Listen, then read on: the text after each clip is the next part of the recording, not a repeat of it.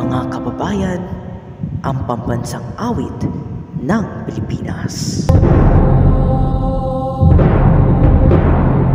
Kayang pag-iliw, pero sa silanganan, halab ng puso, sa dibdib mo'y buhay. Lupang ihirang, kuya parang malinig, sa malulong, di ka masisig, sa dagat at pulo, sa simoy at sa langit mo buhay. Kay dilagang tula at awit sa paglayang minamahal, ang isang lang panawan ay natunay ng pilipinig, ang bituin ng araw ng kailan ay matinig.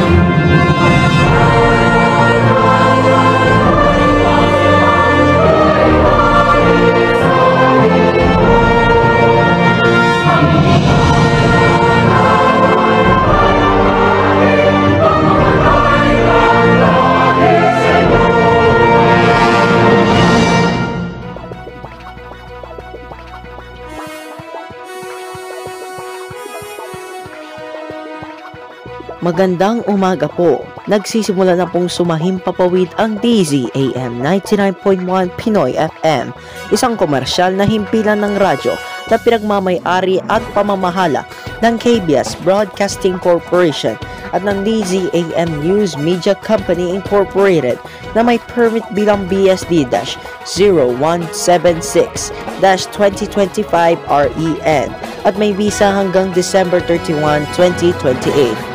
Ang opisina at studio ng DZAM ay matatagpuan sa KBS Broadcasting Complex along Broadcast City, Capitol Hills, Panay Avenue, Diliman, Quezon City, Metro Manila. At ang aming 50 kW transmitter station ay matatagpuan sa Samulong Highways, Antipolo City, Province of Rizal.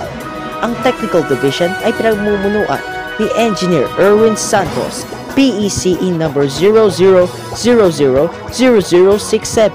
Ang DZAM studio ay nasa pamamahala ni Engineer Santos Bautista, Engineer Arden Ramos at Lauro Oliveros sa tulong nila Benjamin Gila, Harold Biozon, Michael Orellana, Ray Aganon, Richard Mendoza, Henry Lopez at Robert Saavedra na paong lisensyado ng National Telecommunication Commission at ng Professional Regulation Commission.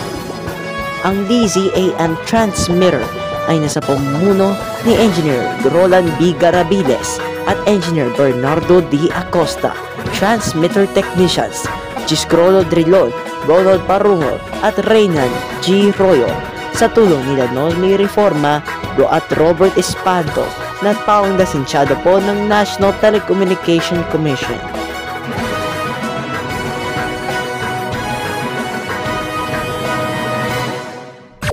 Broadcasting from our radio studios in Quezon City mula sa pinakapinagkakatiwalaang himpilan sa buong bansa, 50,000 watts. Ito ang DZAM 99.1 FM.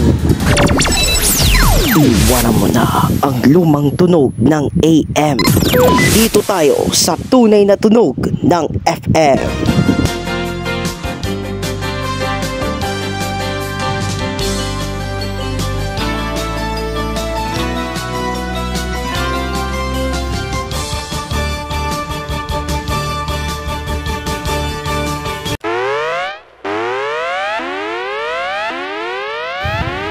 Patuloy na maglilingkod, patuloy magbibigay serbisyo sa bawat Pilipino saan man sa mundo.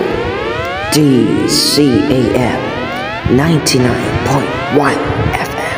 DZAM, subok na sa balita. DZAM, haligi ng katotohanan.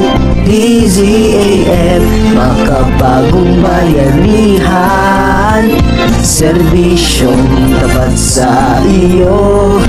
DZAM, member of TGOC.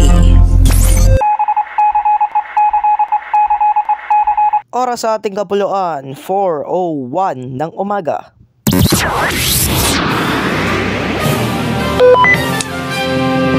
Narito ang mga nagbabagang balita na ikinalap ng DZAM News Media Company Incorporated at ang buong pwersa ng KBS News and Current Affairs Group. Pinoy FM Balita! Pinoy FM Balita! At ngayon, narito ang inyong tagapagbalita.